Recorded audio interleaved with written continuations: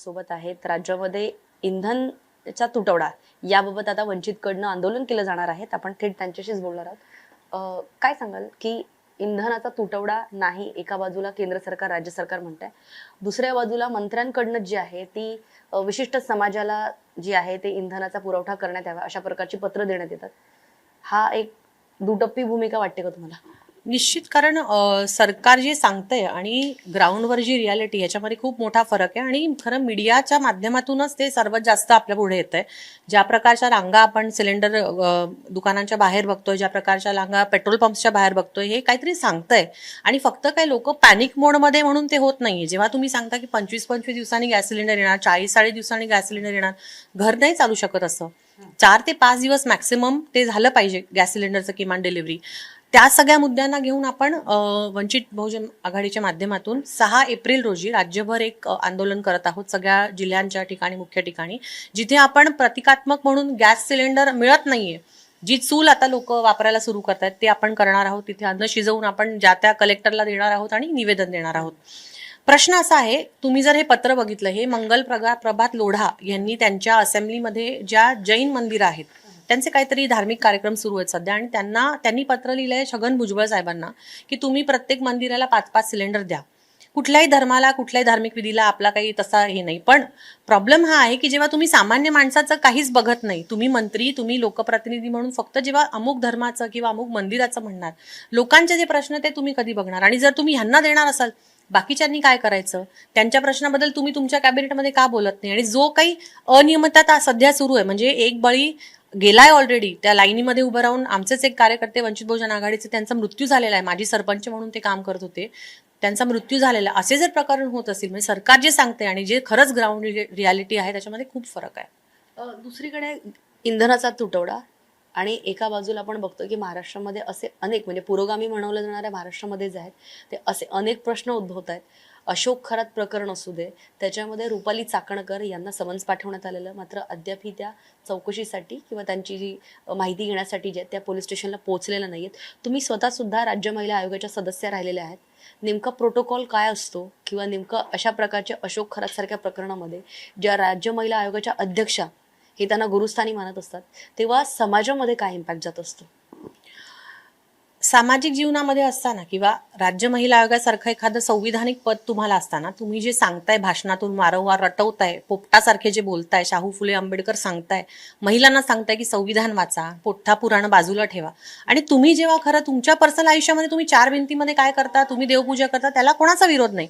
तुम्ही जेव्हा सार्वजनिक ठिकाणी जाऊन एखाद्या माणसाला तुमचं गुरु मानता, त्यांचे पाय धुता, त्यांची पूजा अर्चा करता, आणि तुम्ही हे म्हणता की माझे आई वडील आहेतच पण मला घडवणारे हे आहेत, आणि मग त्या माणसाचं जेव्हा हे सगळं निघतं तेव्हा तुम्ही म्हणता की मला याच्याबद्दल काहीच माहिती नाही. मला वाटतं ही कुठेतरी चुकीची भूमिका आहे. जे काही तुम्ही करत आहात ना, तुमचं महिला बघत आहेत, ज्या महिला तुम्हाला महाराष्ट्रामध्ये फॉलो करतात, तुमच्या पक्षाच्या असू, इतरत्र महिला असो, तुमच्याकडे ज्या न्याय मागायला येतात त्या तुम्हाला एका वेगळ्या दृष्टीने, आशेच्या दृष्टीने बघत असतात. तुम्ही जर अशा बंधुभावांच्या नादी लागून तुमचं आयुष्य जर तुम्ही करणार असाल तर त्या महिलांनी तुमच्याकडून काय शिकायला पाहिजे? आता जी सगळी चौकशी सुरू आहे ना, त्याच्यामध्ये 2 गोष्टी प्रामुख्याने आहेत. बाळासाहेब आंबेडकरांनी पण त्यांच्या पीसीमध्ये सांगितलेलं होतं की फक्त रुपाली चाकणकरांना पदावून हटवलं म्हणजे हे सगळे प्रश्न मिटतील. ही गोष्ट नाहीये.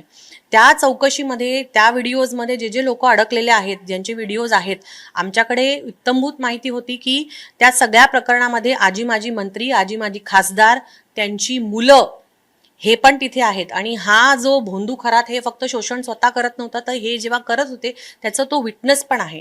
खूप साऱ्या अशा गोष्टी आहेत की ज्या अजून चौकशीमध्ये येत आहेत, पण त्याच्याबद्दलची माहिती आपल्यापर्यंत नाहीये. या सगळ्या गोष्टींवरती खरं तर महाराष्ट्रामध्ये काम, म्हणजे एक काहीतरी प्रॉपर त्याच्यामध्ये निकाल लागला पाहिजे. राहिली विषय रुपालीताईंचा, रुपालीताईंसोबत काम करत असताना आयोगाची सदस्य म्हणून पण आम्ही वारंवार त्यांना खूप गोष्टी सांगत आलो की कुठेतरी चुकतंय आपलं, काहीतरी फंक्शनिंग मध्ये चुकते. बघा, वैयक्तिक टीका टिप्पणी कोणावरच नाही, पण तुम्ही आयोगाचे अध्यक्ष असताना जे काही काम सुरू आहे त्याचं कार्यपद्धती आयोगाची कुठेतरी चुकते. आपण जे त्यांच्या कोणत्या कामावरती किंवा त्यांच्या कोणत्या कार्यशैलीवरती तुमचा आक्षेप होता सदस्य म्हणून? उदाहरण म्हटलं तर आयोगाचे तुम्ही मागच्या 3-4 वर्षातले कार्यक्रम घ्या. तुम्ही त्यांच्या पोर्टलवर जाऊ शकता, तुम्ही त्यांच्या फेसबुकवर जाऊ शकता, सगळे कार्यक्रमांची माहिती असते. एक तरी कार्यक्रम असा मला दाखवा की जो अनाऊन्स झाला, ज्याचे कार्यक्रम झाले, मोठ्या मोठ्या ऑडिटोरियम्समध्ये कार्यक्रम झाले, मंत्री आले, मुख्यमंत्री आले, डेप्युटी सीएम आले, आणि त्या कार्यक्रमाचा आउटपुट काय? त्या कार्यक्रमातून महिलांना नेमकं काय मिळालं? एक उदाहरण मला तुम्ही द्या, एक तरी सक्सेस स्टोरी सांगा त्याच्यातली. जनसुनावण्या सगळ्या जिल्ह्यांमध्ये आधी होत होत्या, रहाटकर ताई होत्या तेव्हाही जनसुनावणी होत होती, आताही रुपालीताईंच्या काळामध्ये जनसुनावण्या होत्या. त्या 100 150 महिला तिथे त्या जनसुनावणीसाठी जिल्ह्याभरातून येत होत्या. प्रत्येक जिल्ह्याच्या हेडक्वार्टरला ती जनसुनावणी होते. त्या सुनावणीमध्ये ऑन द स्पॉट आम्ही महिलांना न्याय देऊ असं ताई सातत्याने सांगत होत्या. पण ते खरंच झालं का? त्याचं काय लेखाजोखा? मी असं ऐकलंय की राज्य महिला आयोगाचं आता ऑडिट होणार आहे. फायनान्शियल ऑडिट नाही, सोशल ऑडिट पण झालं पाहिजे, की जे कार्यक्रम घेत आहात, जे तुम्ही इनिशिएटिव्ह घेतात, त्याचा खरंच महिलांना किती उपयोग होत आहे. जनसुनावणीमध्ये काही निकाल लागले का? मी तेच म्हणते, मीडियाने त्याचं पण थोडंसं माहिती घ्यावी. RTI टाकायला पाहिजे त्याच्यावरती, की किती केसेस झाल्या, त्याचे किती निकाल लागले, महिलांना खरंच इथे न्याय मिळाला की एका डिपार्टमेंटमधून दुसऱ्या डिपार्टमेंटमध्ये महिलांना जावं लागलं. अनेक ठिकाणी आजही महाराष्ट्रभरातून फोन येतात की ताई पत्र दिलेलं आहे पण पुढे काम होत नाही. म्हणजे फक्त पत्र पाठवणे हे आयोगाचं काम नाहीये. आणि ह्या परिघाबाहेर आयोगाचं खूप मोठं काम आहे, ज्याच्यामध्ये पॉलिसीमध्ये तुम्ही डायरेक्टिव्ह देणं, सरकारला शिफारसी करणं, याच्याबद्दल तुम्ही काय केलंय, किती शिफारसी सरकारला तुम्ही दिल्या एवढ्या 6 महिन्यात, 6 वर्षामध्ये. तुम्ही 3-4 वर्ष जे आहेत, आधीचे 3 वर्ष, आताचे 1.5 वर्ष, त्या शिफारसीमधून कितीतरी सरकारने अंमलबजावणी केली का, ह्याचा काही लेखाजोखा आहे का? म्हणजे काही काही गोष्टी तर मला थोड्याशा जे आता त्यांच्या वैचारिक याच्यामध्ये पण जो प्रॉब्लेम आपल्याला जाणवतोय, म्हणजे विधवा महिलांचा प्रश्न आहे, परित्यक्ता महिलांचा प्रश्न आहे. आता विधवा महिलांसाठी, परित्यक्ता महिलांसाठी काम झालं पाहिजे, एकल महिलांसाठी काम झालं पाहिजे, हे आम्ही सातत्याने सांगत होतो. जे कार्यकर्ते त्याच्यासाठी महाराष्ट्रभर काम करतात, अशांना आम्ही सोबत घेतलं की ताई यांच्यासोबत बसून आपण काम करू. फार काही त्याच्यावर पुढे त्या गेल्या नाही. पण त्यांनी सजेशन काय दिलं सरकारला, की अर्धांगिनी नाही, म्हणजे ज्या विधवा होतात महिला त्यांना पूर्णांगिनी असं नाव द्या. आता पूर्णांगिनी हे नाव देणं ह्यानी त्यांचे प्रश्न सॉल्व्ह होणार आहेत का? त्यांना त्याचे काही फायदे होणार आहेत का? की फक्त बोलायचं म्हणून बोलायचं? हे कुठेतरी जे आपलं वैचारिक गफलत होते ना, ही त्यांच्या काळामध्ये मला खूप जाणवली. जे कार्यक्रम घेतले गेले त्याचे आउटकम काय, हे आम्हाला सदस्य म्हणूनही आम्ही फार हे विचारलं, पण त्याच्यावर फार काही त्यांनी भाष्य कधीच केलं नाही. आणि आज मला वाटतं की रुपाली चाकणकर म्हणा, उत्कर्षा रुपवते म्हणा, किंवा आधीच्या सगळ्या अध्यक्षा सदस्या म्हणा, फक्त त्यांच्यापुरती मर्यादित नाही, आयोगाकडे बघण्याचा महिलांचा एक मोठा व्यापक दृष्टिकोन आहे. त्या संस्थेबद्दलची एक वेगळी आशा आहे, की अपेक्षा आहे की आम्हाला न्याय मिळेल. बदलली असं म्हणायचं तुम्हाला? ती आशा अपेक्षा त्याला आज कुठेतरी एक तडा गेलेला आहे. ती जी आशा आहे, ती जी अपेक्षा आहे, जो विश्वास आहे आयोगावरचा, तो महिलांचा सातत्याने कसा राहील यासाठी खरं तर सरकारने आता पुढे प्रयत्न करण्याची गरज आहे. विरोधकांमध्ये खास करून ज्या महिला आहेत त्यांचं असं सुद्धा म्हणणं आहे की रुपाली चाकणकर यांना फक्त चौकशीसाठी नका बोलू, तर त्यांना सह आरोपी म्हणून सुद्धा जे आहेत ते या संपूर्ण प्रकरणामध्ये केलं पाहिजे, अशी काही तुमची मागणी राहील का? नाही, आम्ही त्याच्यामध्ये अगदी पूर्णपणे सांगितलं की फक्त रुपाली चाकणकर हा विषयच नाहीये. जे सगळे त्याच्यामध्ये दिसत आहेत, सगळे जे म्हणजे व्हिडिओज आहेत, त्या सगळ्यांना चौकशीला बोलवा, आणि जर त्याच्यामध्ये तुम्हाला काही आढळत असेल तर तुम्ही त्यांना सह आरोपी बनवा. कोणालाही त्याच्यामध्ये तुम्ही अभय देऊ नका. जर त्या चौकशीसाठी जात नसतील, समन्स पाठवल्यानंतर मीडियानेच, तुम्हीच लोकांनी जे सांगितलं की मी स्त्री आहे आणि मी एवढ्या लांब प्रवास करू शकत नाही, म्हणजे आधी त्या त्यांच्या भाषणांमध्ये सांगत होत्या की 3 लाख किलोमीटर माझी गाडी चालली, असं त्या अगदी ठामपणे सगळ्या भाषणांमध्ये सांगायचे. एवढं मी प्रवास करते चांद्यापासून बांद्यापर्यंत. मग फक्त पुणे ते नाशिक जायला का त्यांना प्रॉब्लेम झाला असेल हे मला तरी नाही माहिती, पण त्यांनी त्याच्यावरती खरंच स्पष्टीकरण दिलं पाहिजे. आणि एक मुद्दा मी अजून इथे मांडूची, सरकारची सिरियसनेस. राज्य महिला आयोग, मी पुन्हा सांगते, व्यक्तीचा प्रश्न नाहीये, हा संस्थेचा प्रश्न आहे. राज्य महिला आयोग म्हणून सरकार तरी किती सिरियस आहे हे तुम्ही लक्षात घ्या. आम्ही सदस्य असताना 3 वर्षामध्ये 3 मेंबर सेक्रेटरी बदलल्या. मेंबर सेक्रेटरी ही मॅन्डेटरी पोझिशन आहे. IAS IFS ऑफिसर्स, MPSCच्या ऑफिसर्स इथे असतात, त्या ऍडमिनिस्ट्रेटिव्ह काम बघतात, पण त्या महत्वाचं आहे. 9 सदस्यांपैकी ती एक महत्वाची सदस्य असते. 3 वेळा त्या सदस्या बदलल्या. कसं काम करणार तिथे? गेले आमची टर्म जी आहे 2022 पासून ते 2025, म्हणजे जानेवारी 2025 मध्ये आयोगाच्या महिलांच्या सदस्यांची टर्म संपली. आज आपण आहोत मार्च 2026 मध्ये. गेल्या 1 वर्षाहून जास्त अधिक काळामध्ये आयोगावर अजूनही महिला सदस्यांची नेमणूक झालेली नाही. म्हणजे सरकार सुद्धा ह्या गोष्टीसाठी किती सिरियस आहे याचा अंदाज आपण ह्या गोष्टीतून लावू शकतो. एक लोकप्रतिनिधी रुपाली चाकणकर, दुसऱ्या लोकप्रतिनिधी ज्या महाराष्ट्र मुंबईच्या महापौर आहेत रितू तावडे, त्यांनी नुकतंच आता स्टेटमेंट केलेलं आहे की एका बाजूला भोंदू बाबा या प्रकरणात आपण बोलतोच आहे, पण दुसऱ्या बाजूला रितू तावडे मुंबईच्या महापौर म्हणतात की एका कोणत्या तरी ऋषी मुनीमुळे जे आहेत त्यांचा गळा जो गेली 1.5 वर्ष खराब होता, तो आता 1.5 वर्षानंतर कुठल्या तरी ऋषी मुनीमुळे त्यांचा गळा जो आहे तो बरा झालेला आहे. मला वाटतं आता सगळ्या डॉक्टरांनी त्यांचे सगळे दवाखाने बंद करून ऋषीमुनींच्याच आहारी जायला पाहिजे. महाराष्ट्रामध्ये हे अतिशय चुकीचं आहे. तुम्ही श्रद्धा म्हणून गोष्टी करा, त्याच्याबद्दल कोणाचाही विरोध नाही, पण जेव्हा अंधश्रद्धा आणि श्रद्धा याच्यातला तुम्हाला फरक समजणार नसेल तर कुठेतरी गफलत होते. तुम्ही जर हे म्हणत असाल की एखाद्याने माझ्यासाठी प्रार्थना केली म्हणून माझा आजार बरा झाला, म्हणजे हे विचार करण्यास पण हास्यास्पद आहे. आणि जे बोलतायत ते लोकप्रतिनिधी आहेत, ते निवडून गेलेले सदस्य आहेत. इतका उदो उदो केला की महिला म्हणून आम्हाला आता तिथे मेयर म्हणून बसायला मिळते आणि आम्ही सगळं करणार.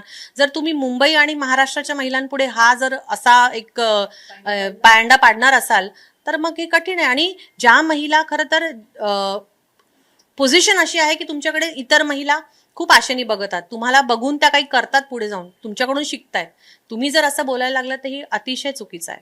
पण त्याच बाजूला मंगलप्रभात लोढा जे आहेत ते ऋतू तावडे यांना या त्यांच्या स्टेटमेंटचं समर्थन करतात आणि म्हणतात की त्याच ऋषीमुनींच्या आशीर्वादामुळे ऋतू तावडे आज महापौर झालेले आहेत. मग तसं तर रुपालीताई पण म्हणतात की भोंदूकरांच्या आशीर्वादामुळे मी आयोगाचे अध्यक्ष झाले.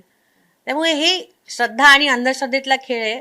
अतिशय चुकीची स्टेटमेंट आहे. लोकप्रतिनिधींनी श्रद्धा जरूर ठेवावी, पण जेव्हा तुम्ही असे सगळे स्टेटमेंट्स करता तेव्हा तुम्ही लोकांपुढे काय पायंडा ठेवताय, काय उदाहरण देताय याचा विचार तुम्ही निश्चित केला पाहिजे. अजून एक महंत आहे, त्यांनी असं म्हटलंय की महाराणी ताराराणी ज्या आहेत त्या जैन धर्मीय होत्या. मला वाटतं हे सगळे ना इतिहासकार झाले पाहिजेत आता, जे ते उठते आणि महाराष्ट्राचा देशाचा नवीन इतिहास लिहितंय.